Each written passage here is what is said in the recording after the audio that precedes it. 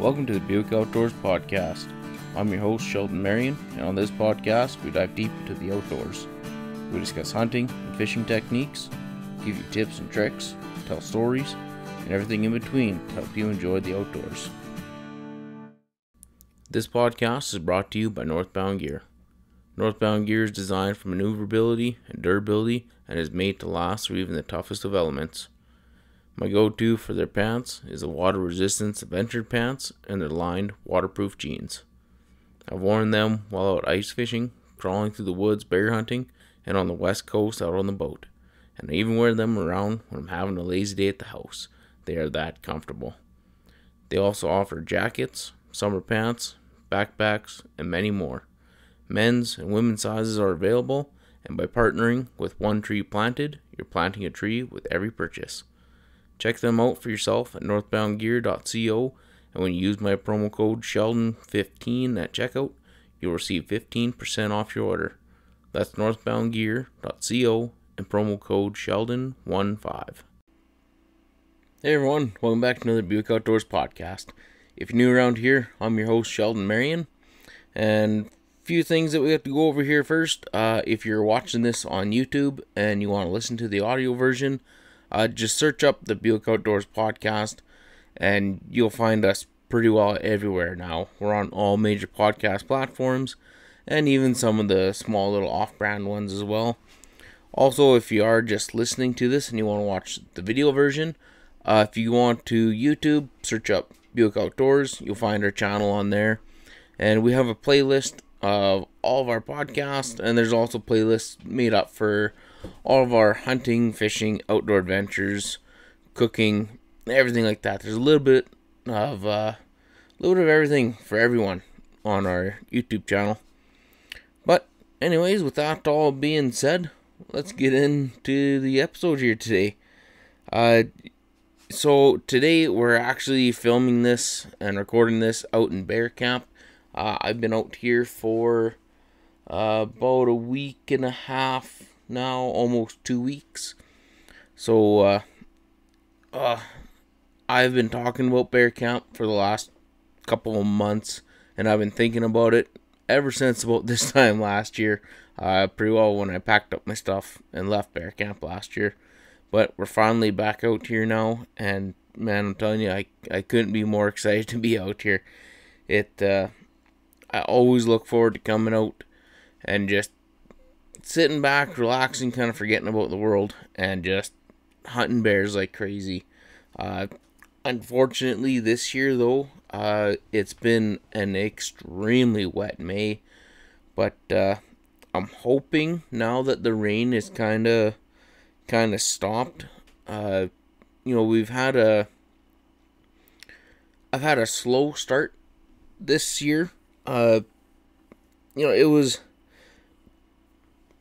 for how little I've actually been able to do, I've actually accomplished quite a bit.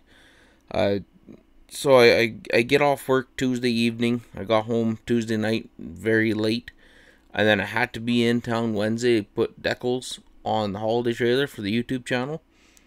So Wednesday morning I got up really early, and I filmed hooking up to the holiday trailer for a video, and then we drove into town. I went and I got decals put on, and that was about 2 hours, or maybe it was 3 hours to get decals put onto the holiday trailer. I got that done at Signtist in Fort St. John. If you guys are looking for any kind of like decals, banners, stickers, vehicle wraps, paint protection. I think he does windshield protection now too. I highly recommend him. I'll put his little contact info in the description, and maybe up on the screen here somewhere I'll put up like his phone number or whatever, maybe a link to his Facebook page if he has one. I can't exactly remember if he has a Facebook page or not. But anyways, really good dude. Name is Bob. It's him and his wife that do it, and just a great, phenomenal team. And they've done my truck, and they've done the holiday trailer now, and I'm sure they'll be doing a lot more of my projects going forward. But anyways, after I got all my decals put on, while we were waiting for that, we ran around. We picked up what we could for groceries and stuff that didn't have to be refrigerated, and any like last minute kind of things. And then basically went back, hooked onto the holiday trailer again, and I took it over to the water station, and I filled up with water, and then I filmed another video on how to flush all your lines in your holiday trailer and RV. Then after that, we grabbed groceries, topped up with fuel, and we headed out of town, and it was pretty well a full town day. So I just kind of backed into the yard at the house, finished packing what I needed to come out here, and then on Thursday, drove out, came out here, got all set up, got everything nice and comfortable, everything placed where it needs to go, kind of a thing. Arrange the inside of the trailer and stuff and clean it up real good, because it's the first trip that I've taken with the holiday trailer since putting it away last year. So there's always a little bit of work that you gotta do, you know, putting whatever your towels and washcloths away and sweeping the floor and vacuuming and yada yada, you know, all the small little nitpick stuff for your first trip out. But anyways, that's what I did on Thursday. Also on Thursday, when I was setting the trailer up, I filmed another video on how to properly get your trailer level. And yeah, so that was another one that I filmed up. And then Friday, pretty well just kind of woke up whenever. You know, it was the first day that I've been able to actually have a real nice, long, peaceful sleep where I didn't have to hear trucks unloading. Like when I'm at work, the load boxes are about 10 feet from my bedroom. So I didn't have to listen to any big trucks idling and revving up and unloading all their water and hoses banging and stuff. I didn't have to, you know, at home, Shelby has all of her cats and I got a couple cats too, let's be honest here. And, you know, I didn't have to mess around with cats on the bed and stuff like that. So I slept for as long as my heart felt like it. And when I got up, I felt amazing. I don't even know what time it was. Probably 9:30, 10 o'clock or something like that. Like, I just slept. Especially out here. You know, we don't have any of the neighbors' dogs barking or anything like that. Like, out here at night, the only noises that there is the nighthawks flying around doing their little tree bark sounds, which is actually air going through their wings when they dive down. It's a really cool sound. But yeah, we got the nighthawks and all the frogs, because over on the corner edge here, there's a bit of a pond there, and yeah, there's whatever, a couple hundred frogs that all croak at night. So it's extremely peaceful, and you know, there's no lights out here either. You know, I'm in the middle of the bush. Like, you go outside at night, it's black, and it's nice. You know, I just love it out here.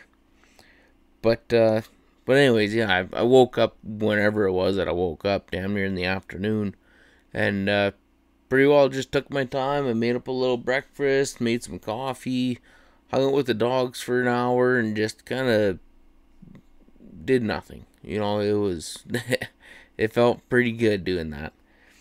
But eventually, I said, well, we can't sit around all day, so I got my 300 out here and my 30-06.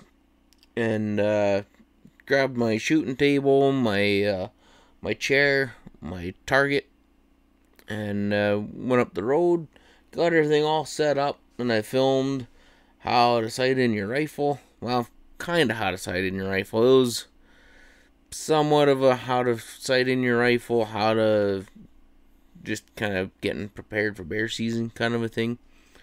But anyways, shot those guns, the 300 there, it's Dad's 300 Win Mag. Seeing how he's kind of moving out of the north and heading down to the coast country there. He kind of wanted to get rid of a lot of stuff that was just taking up room. Plus, the less things he had, you know, the less he had to actually move down south with him. So I picked up the 300 from him for fairly cheap. And then the 30-06 that that I was using there. It's my grandma's old Ruger M77 30-06. That thing has been around for a year or two. But yeah, they both shot pretty good. Got them all dialed in. The 300, it's about an inch and a half high at 100 yards. The 30-06, I was slowly dialing it down, and I got to where it was pretty dang close on the last shot. It was like a half-inch high at 100 yards, and I thought, nah, good enough. You know, the 30-06, 200 grain bullets, you're shooting 100 to 200 yards regardless. So, like, anything past that, I really don't care if it's not 2 inches high at 100 or inch high. Like, it could hit bullseye, and I'd be plenty happy with that. You know, it's a hunting rifle. I'm not doing any long range shooting anymore. I used to do that with my 257 Weatherby, and with that gun, it was always 2 inches high at 100 yards, 3-shot groups that were roughly around .350, so like 350 thousandths of an inch, which is less than half inch.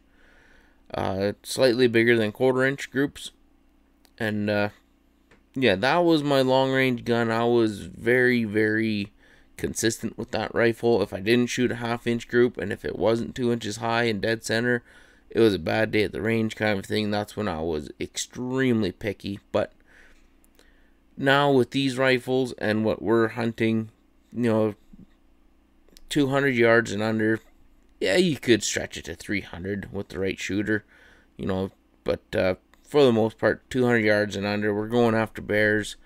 If it's within, you know, whatever, an inch or two of the bullseye, honestly, that's good enough for what we're doing. It is best to be a little more accurate than that, but you know, where the 300 was hitting, it's it was an inch or inch and a half high at 100 yards. 30-06, half-inch high, dead center. That's plenty good enough for me. But anyways, after done shooting the rifles, I came back to camp. I put my stuff away, and then I had to put some new laces on my hunting boots. The old ones there, they were getting worn out. They're a few years old, and just rubbing on the metal pieces and stuff wore them right out and thin. And so yeah, I replaced the laces on my boots. Hopped into the truck, and I went for a drive just to do a little bit of scouting. And what I was going to do is just check out all the roads that I hunt, check out the pipelines and cut lines, check out some of the clear cuts and stuff like that. And I just wanted to see how much green grass was growing, because that's where I target the bears. You know, that's where the bears are going to be at, is eating on the green grass. So yeah, I just wanted to go out for a real quick drive, pretty well just find where the big patches of green grass were growing, and pretty well I jumped across the road to one of my favorite spots there, and it was down the first road on the first pipeline. It was the first bear. I didn't have any of my camera gear ready or anything like that. It was all just kind of sprawled out and laying around on the front seat of my pickup. But I seen the bear, pulled over, looked at him, and went, yeah, maybe I'll shoot him. And then, you know, with all my camera gear and stuff, pretty well not ready to go whatsoever. It took me a few minutes just to gather everything up, put the GoPro on my head, put the GoPro on the little gooseneck mount, put this camera on the tripod, get everything rigged up, get out, put bullets in the gun. And to my surprise, that bear, he looked at me once, didn't think nothing of it, and just went back to eating. So that was a bad move on his part. But yeah, and even the stalk was easy. I didn't have to go slow, I didn't have to duck, I didn't have to watch my wind or nothing like that. I basically walked up to 100 yards of him, put shooting sticks up, and shot him. Oh, but and then after I shot him too, when I pulled the trigger, he went splat. He didn't move. So yeah, I don't know. It was a damn good way to start this hunting season. It was the first day, the first road, the first pipeline, the first bear, the first bullet. Like, it couldn't have got any easier than that. Uh, but yeah, got the bear down on the ground. Went up to him, did the gutless quartering method, took the hind quarters, the front quarters. I skinned along his back, pulled the back straps out, and then I was going to take his rib meat, but there was, in the springtime, they're usually pretty, like, they're not unhealthy, but they're still a little bit skinny, especially right now, still being May. Yeah, they haven't had much time to put on a lot of fat or any more muscle kind of thing. So like his rib meat, if it was a fall bear, I would definitely take it. But this guy here, like his rib meat was just paper thin. Like there was really nothing there. So yeah, you do what you can. And you take most, like 90% of the meat, but once in a while, when it comes to something like that, there's just not enough there. By the time it cools and it gets that outer crust layer on it that you have to trim off, I mean, I would have had a piece of meat that would have been maybe a quarter-inch thick. So it's, I don't know. Some people might kind of get on my case about leaving that, but I mean, it is what it is. Like, you have to take all edible portions of meat, which I completely agree with. But when it comes to, like, the rib meat on a bear in the spring, if you get a big bear, there is enough there, for sure. But this guy here is a bit small. He's probably a 3 or 4 year old bear kind of a thing. So, yeah, the meat that was on his ribs, it was very thin. But, yeah, took him back here. I let him cool for about 2 days, and then took all the meat back home. Got help from Shelby. We got him all trimmed up. I made a couple of roasts out of his hind end there, kind of like the sirloin side, I think. I'm not 100% sure. I'm not a butcher by any means. But, yeah, I made a couple of roasts there from his hind end, and then basically the rest, other than the back straps, were all ground up into burger. So I got quite a few packs of, they're anywhere between half a pound to a pound of burger that I vacuum wrapped. So yeah, we're off to a good start there. And then pretty well, he's been just like a camp meat bear, to be honest with you. The only thing I haven't touched yet are the roasts that are sitting at home. But I've already made bear honey and garlic fajitas, which I made with birch syrup instead of honey. I made bear tacos, which the bear tacos, I filmed that one. And then also made bear chili, which I just made last night, and it's just phenomenal stuff. It tastes great. But yeah, I'm slowly picking away at that bear already. And when Shelby is out here, is when I made the bear tacos, and I filmed that. And while I was cooking it smelled like moose meat cooking,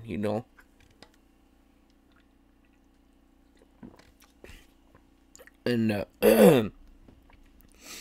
yeah, when it was all said and done there, she made up a little taco for herself. She took a bite and she was blown away. I've made her some bear roast before, but I don't think I've ever made bear tacos like this. And I asked her if it tastes like moose, and she said, "No, this is better than moose." So, coming from my woman who's a picky eater, who usually, I don't want to throw her under the bus, but what she enjoys in food is kind of few and far in between kind of thing. I always kind of tease her, she kind of eats like a child, chicken fingers and ketchup. Well, no, she doesn't like ketchup. So, whatever. Chicken fingers and pop. But, no, all jokes aside, she thought it was just amazing food. And then the bear honey garlic fajitas, basically, I took the bear backstrap and I cut it in half because it wouldn't quite fit in my frying pan that I got out here. It's not that big, but I took that and I put garlic plus seasoning on it and basically browned it on all the sides, and I didn't cook it for very long. It was probably about a medium, slightly medium rare when I pulled it off, and then I sliced up a whole onion, threw it into the pan with a little bit of olive oil and some butter, got that nice and browned up and kind of sweated out and glazed or whatever you want to call it, and then I want to say it was about 6 cloves of garlic that I chopped up, threw it in there, and then I took the bear backstrap, put it back into the pan, and then I made a sauce where it was mainly soy sauce, and then some of that hoisin sauce, and with that it was probably about a tablespoon, maybe a tablespoon and a half of that hoisin sauce, maybe about a teaspoon or so of Worcester, and then I don't know, whatever that was, say it's I don't know, a quarter cup of fluid that's in the bowl there, then I pretty well just add the same amount of birch syrup in there, and I stirred it all up and pretty well spooned it on there, and once it started to kind of boil slightly, I just kept dumping that sauce in there until everything was kind of in like a slurry almost, and then I pulled the backstrap out, I sliced it all up, and then I put it all back in, and then I covered it up with the rest of my sauce that I had until it was all kind of boiling, and then I let it boil in there for I don't know, it was a little while. I want to say probably 10 or 15 minutes or so, and I'd flip all the pieces every so often too, so when they all were covered and they were all boiled, and then I just turned it right down low to like a really low simmer, and I just let everything simmer down, and pretty well turned into not quite a thick syrup kind of a thing, but it was starting to thicken up quite a bit. And then pulled her off the heat, let her cool down a little bit, and then as it cools down too, it thickens up a little bit more. And then I just threw that onto some fajitas with, sour cream, salsa, cheese, diced tomatoes, and some lettuce. And man, was that ever good. I had some leftovers there, so I just threw them into a little Tupperware container, threw them into the fridge. And then like the next day, Shelby came out for a visit there, and I just grabbed the meat out and said, "Here, you gotta try this." So she pulled it out, took a bite, and she was just blown away by that too. And then even the bear chili, it tastes just like regular old chili. Like if you came here and you opened up my fridge and you grabbed a spoon and you ate that chili, you wouldn't be able to tell me that it was bear. You'd just say, "Hey, that's pretty good food." It's the reason why people don't eat bear is beyond me. I don't know if it's just because they're big and scary or what the deal is. I don't know, but I'm telling you, if you came around my camp and you ate some of my food, I can almost guarantee you, if not this year, next year, you'll be coming back out with a bear tag in your pocket. It's really, really good stuff. Then I'm thinking that once Blaine, possibly Courtney, and then Shelby come back out, I'll be doing the bear honey garlic fajitas again. I think I'm going to get Blaine to pick up a few more ingredients and stuff. I'll throw in like bell peppers or something like that this time. Just to give her a little extra, or maybe more onions this time. I don't know. That's the good thing about cooking. You can do whatever you want with it, kind of a thing. But yeah, I think Blaine is supposed to be coming out tomorrow, And then I don't know if his woman Courtney's gonna be coming out or not. She might have to work, or she might be done work now. I'm not too sure. I don't know. But Shelby will be coming out on, I believe, Tuesday. And then she's going back to work Wednesday, and then she's coming back out, I think, Thursday, Friday, and Saturday. So that's going to be, Shelby has 2 bear tags, Blaine has 2 bear tags, and I got a bear tag left, so that's 5 bear tags that we can fill. So we're going to be hunting like absolutely crazy. One thing, too, is, so if this comes out on Monday, I got another 7 days left before I have to pack up and leave here, because then on Tuesday afternoon I head back to work. So yeah, I pretty well got 7 days to get 5 bears, plus doing all of our other stuff that we're wanting to do. But yeah, we're gonna be hunting like crazy. The good thing though is the couple of days that the weather was nice and I was able to drive around on all the roads and stuff. The one day my buddy Tevin came out with his 2 boys, and I believe in total we seen, it was either 13 or 15 bears, and that's including all the cubs though too. But with bears, typically they don't go far from where you seen them last. A lot of times they focus on just one little patch of grass or a piece of pipeline kind of thing that's nice and green, or there's dandelions growing there. And as long as they have what they need right there, they have no reason whatsoever to leave. So a lot of times, whatever, if you're driving down the road and you see a black bear at kilometer 5, I can guarantee you that bear's always going to be between kilometer 4 and 6. He's not going to go far from there. They're very, very easy to figure out that way. As long as there's still a food source there, or as long as a bigger boar doesn't come in and push them out. Once as you kind of hit near the end of June, the rut starts to happen. So when they do move a little bit more around the rut time, but not overly too much. They will chase a woman around a little bit, but men also think with their stomachs. So they'll chase their woman for a little while, and then all of a sudden their stomach will growl at them. They go, hey, we gotta get back to kilometer 5 where all that grass is. And then they come back, they start eating on the grass again.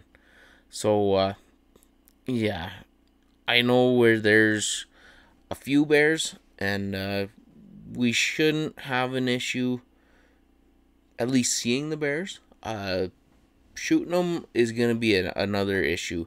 This year they seem to be kind of spooky for some reason.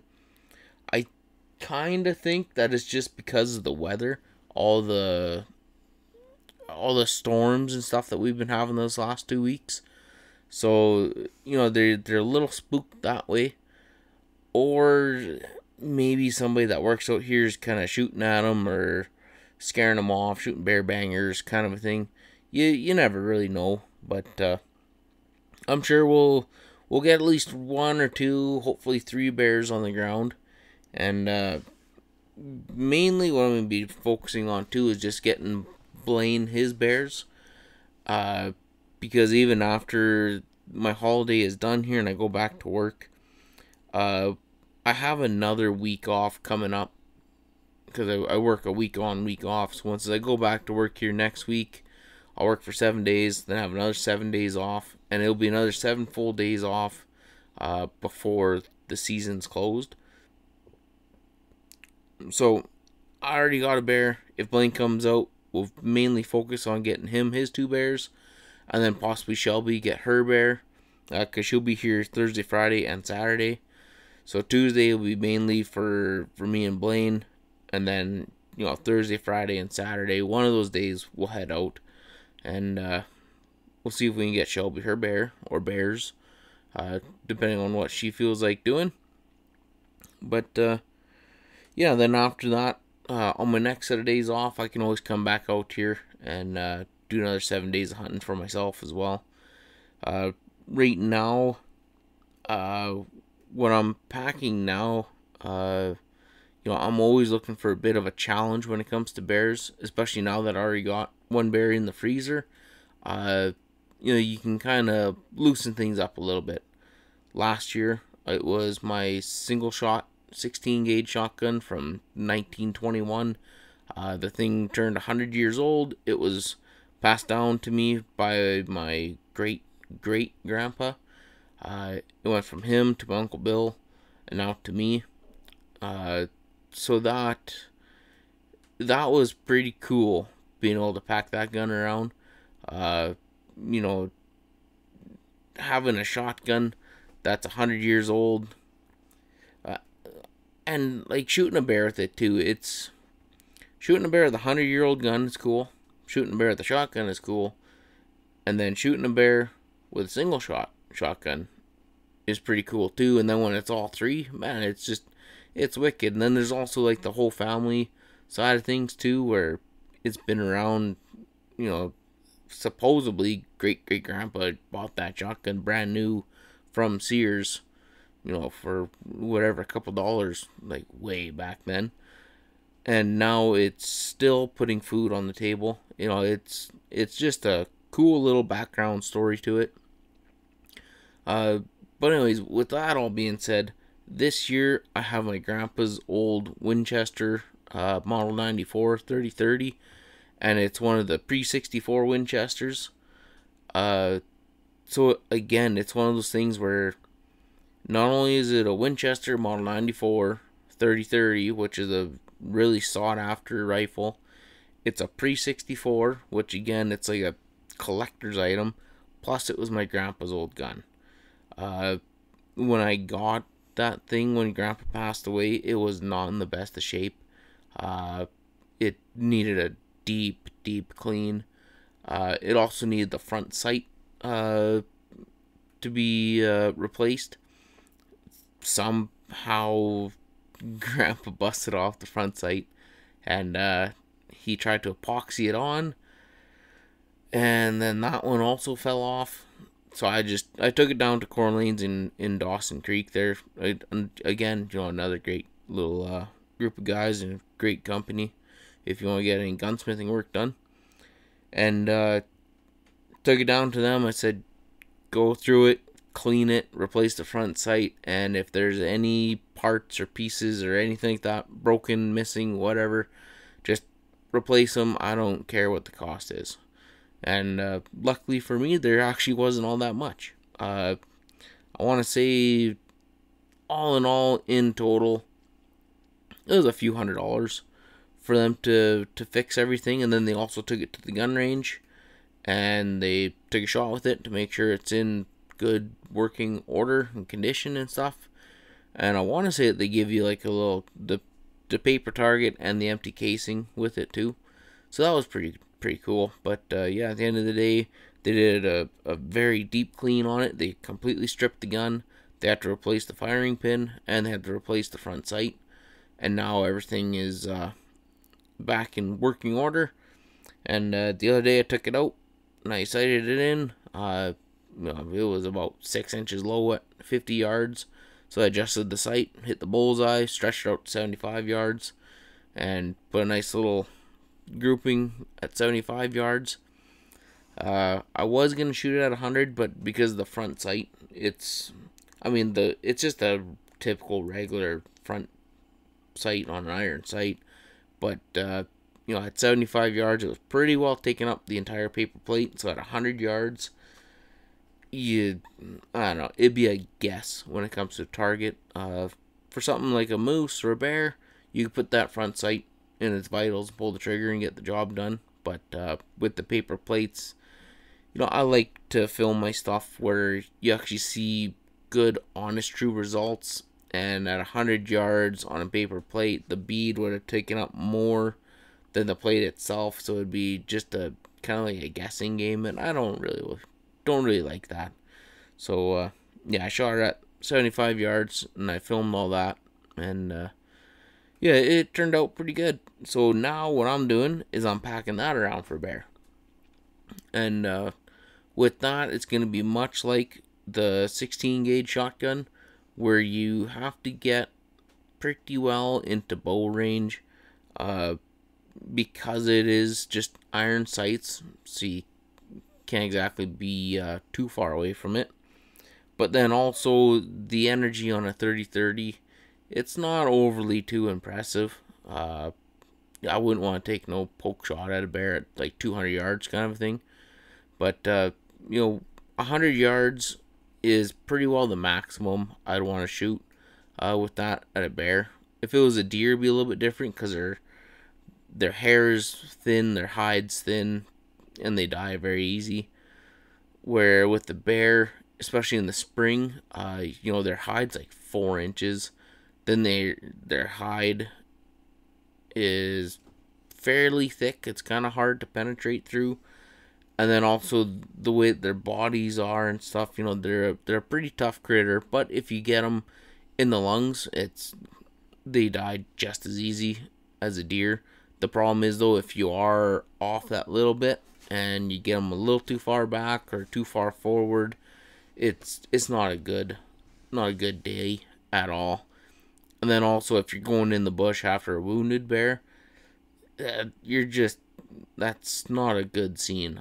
I've been there, done that, and it's not very fun. But yeah, it shouldn't be overly too hard though to get within 100 yards of a black bear with the old iron sights.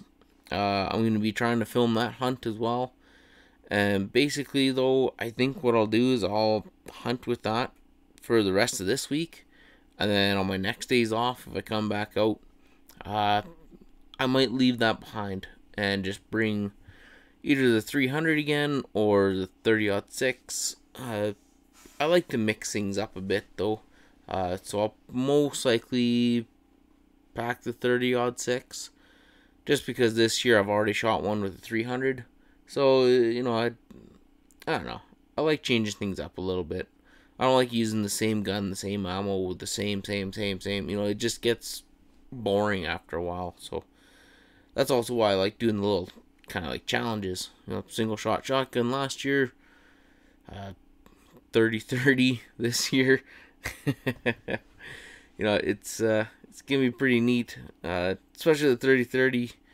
Not only is it my grandpa's old gun, it's also the rifle that my dad got his first moose with.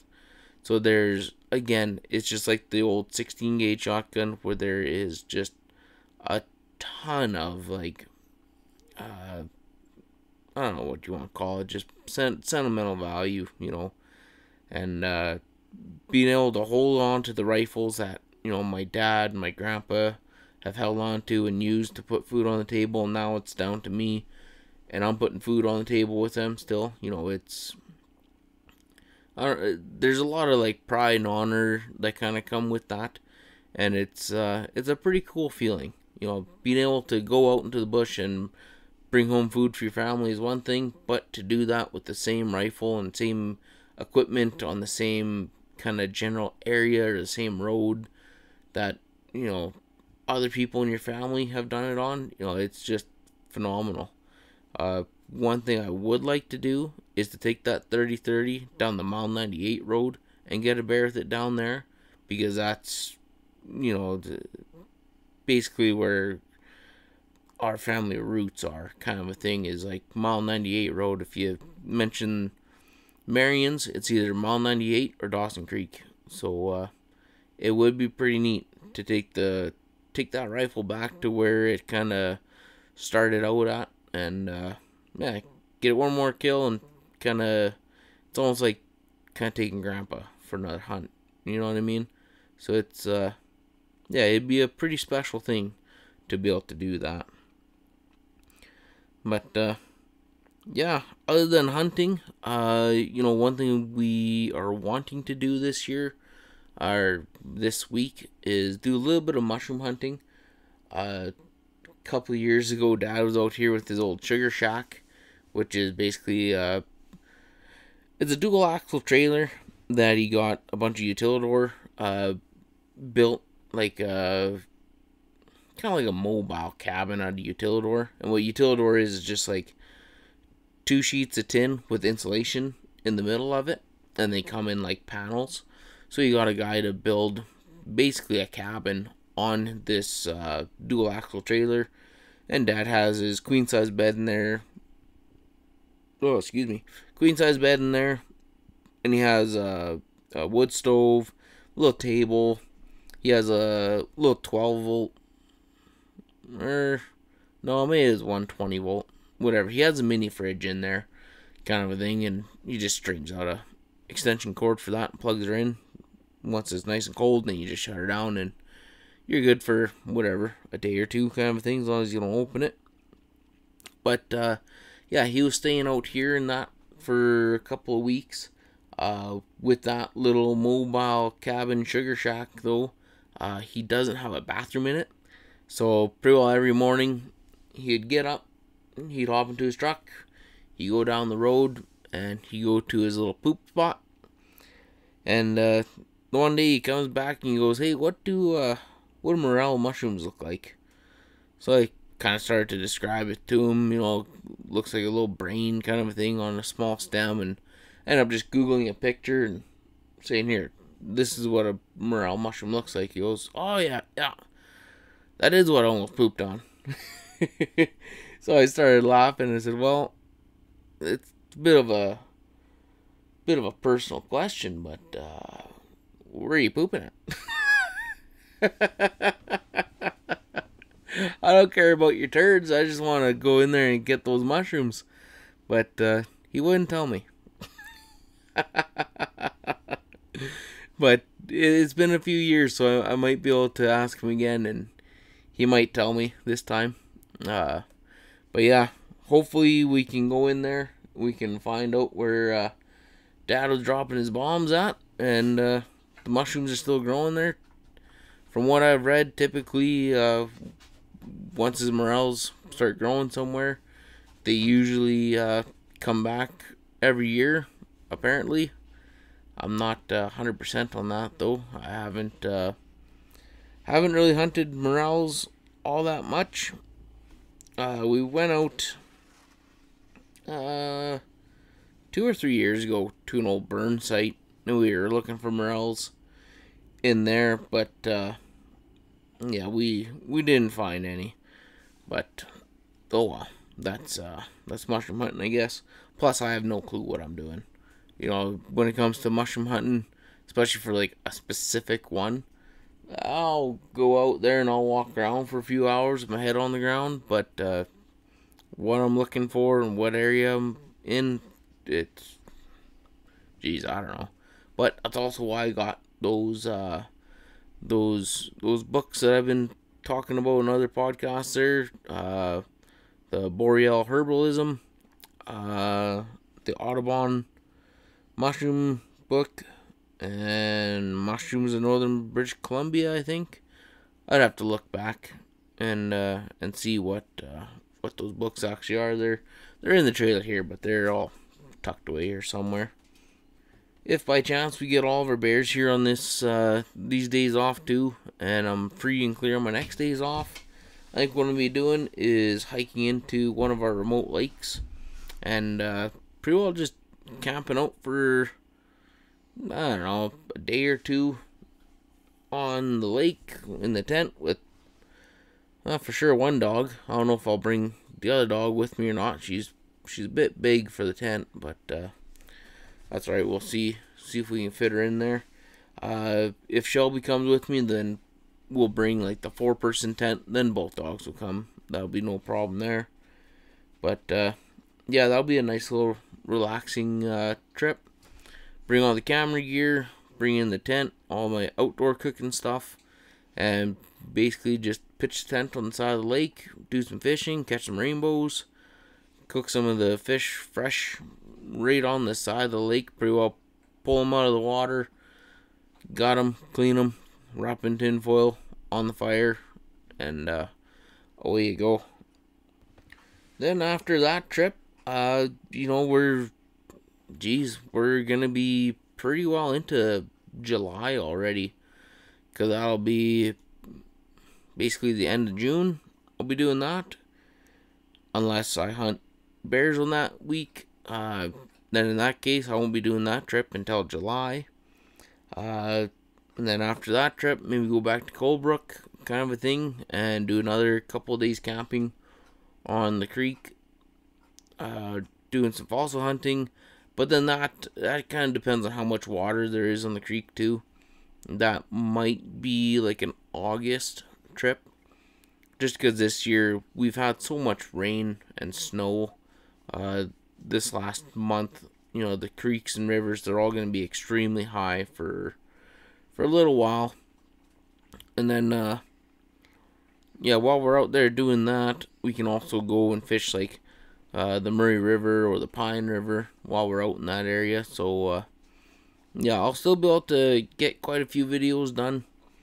It'll be hopefully 5 more bear hunts, camping out on the lake, camping out on Colebrook and finding more fossils, fishing the Murray River, maybe fishing the Pine River. I'm not too sure on that one, but for sure, that's 8 more videos, and I already have 4 more scheduled to come out, plus the podcast and stuff. So we're slowly getting more and more videos put up. We're slowly getting more podcasts put up, and we're slowly growing this thing. If you guys want to help the channel out, we have deals with like Northbound Gear. I have affiliate code there, which is Sheldon15. You can get 15% off your order if you use the code.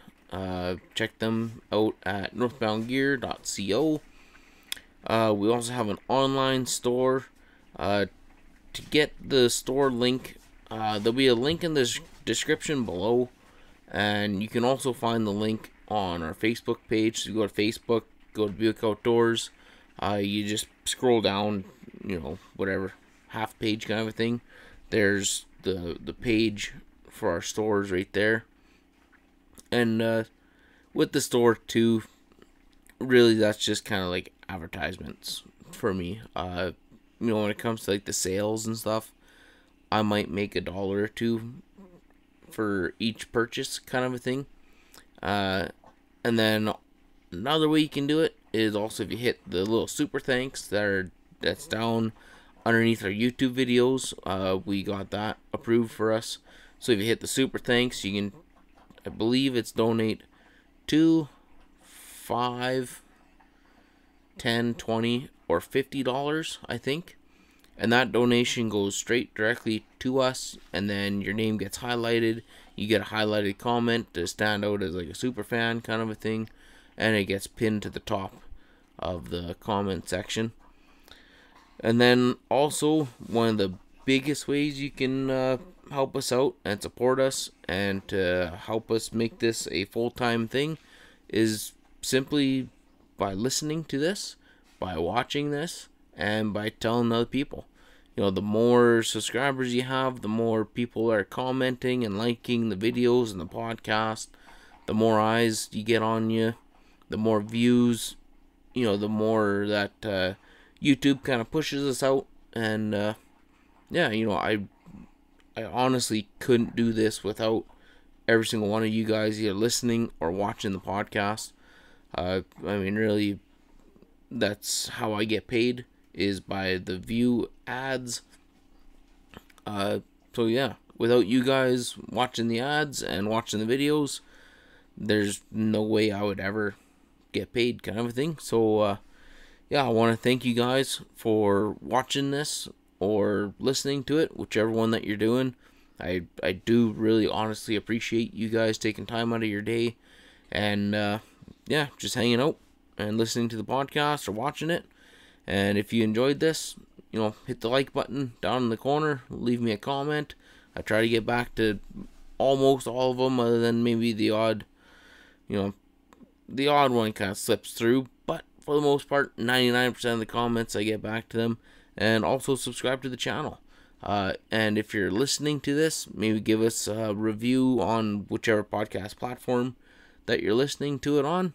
And then that way it kind of gets pushed out a little bit more. And hopefully one of these days I can get my podcast monetized on all these other platforms. But anyways, guys, I hope you enjoyed this. I I hope this gets you excited about bear season and the upcoming summer, and you guys get outside. Enjoy the warm weather while it's still here. We only have a few months of it up here in the north, and yeah, you'll be amazed what's in your own backyard. But anyways, guys, thank you for watching. Thank you for listening. We'll catch you on the next one.